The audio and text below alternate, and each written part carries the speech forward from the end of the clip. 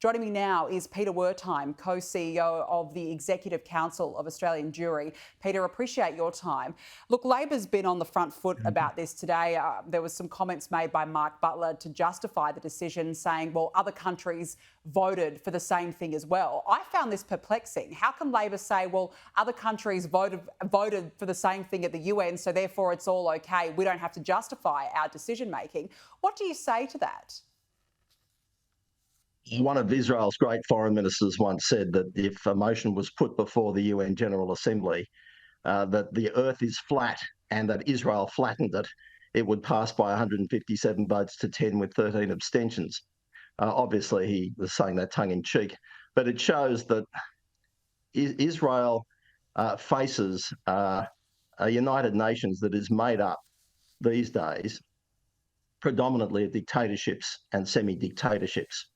That wasn't always the case, but it certainly has been in recent decades. More than 55, 60% of UN member states are in that category. And of those, I would say, I think 56 of them are members of the Organisation of Islamic Cooperation, which are never going to put their hand up in support of Israel. There are many, many more Muslims in the world than there are Jews. And so when it comes to votes, Israel is never going to be able to command the same sort of numbers as the opposite side of the argument. But brutal numbers alone do not determine what is right and wrong and what is true or false. And if you want a real guide to what is right or wrong or true or false, have a look at these 4 resolutions that the government has recently changed its vote on.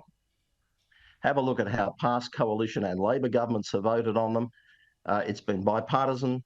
They have always recognised, both in the way they voted and in their explanations of the vote, that they appreciate that these resolutions are totally one-sided. They completely ignore the incompetence and the role played by the Palestinian leadership in creating the conflict. They ignore the fact that the Palestinian side has always rejected the 2-state solution, including when offers have been made to them by Israel to achieve Palestinian statehood. And that they completely ignore all of those things. And so Australia, under both coalition and Labor governments for a generation, has voted either to abstain or against them. And now, just in the last few days, this government has thrown all that out and has decided to shift the voting pattern against Israel. And I would say that's mainly for domestic reasons. I can't explain it any other way. I completely agree with you, Peter. There's an election on the horizon, and it just says so much about how this government treats the community, the wonderful Jewish community in this country. It's appalling. Now, look, I want to ask you about this protest last night. There was a pro-Palestinian protest outside Sydney's Great Synagogue and forced it actually into lockdown. There were about 70 who gathered, calling for sanctions against Israel and chanting anti-Israel slogans. Have a look at this. From the problems and hunger that we have around the world. Shame on you!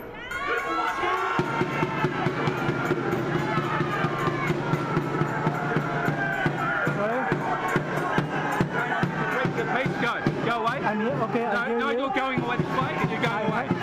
You're just antagonising him. No need to be here. I mean, Peter, you've got police telling, I believe it was a Jewish person, telling them to leave, allowing these protesters to continue outside a synagogue, forcing it into lockdown, making Jews feel unsafe in their own place of worship. Is this a new low? It's a low, but it's not a new low, unfortunately. I mean, we have seen over the last 14 months similar incidents at Synagogue in Melbourne, and there have been other incidents in Sydney as well. It doesn't get any lower than that. I mean, a synagogue is a place of worship, and there is a time and place, of course, for peaceful protest. That was the wrong time and the wrong place. You don't go harassing people who are attending a synagogue, and there are all sorts of different functions that go on in a synagogue at any one time. It's not. There was a meeting there that involved the Technion Society, which is a university in Israel, And that was the ostensible reason for the protest. But there are people there who are there for religious worship. They're attending religious classes. There are all sorts of things that go on in a place of worship, whether it's Jewish, Christian, or Muslim, or any other religion. And so they were forced into lockdown.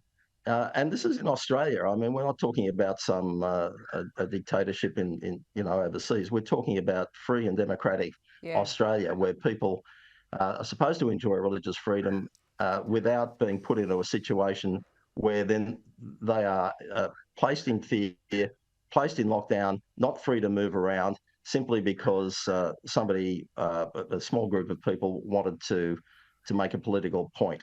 There's a place to make political points, but that wasn't it, and that wasn't the time. No, it wasn't. Another appalling display. Peter Wertheim, really good to have you on. Thank you so much for joining us on the show this evening.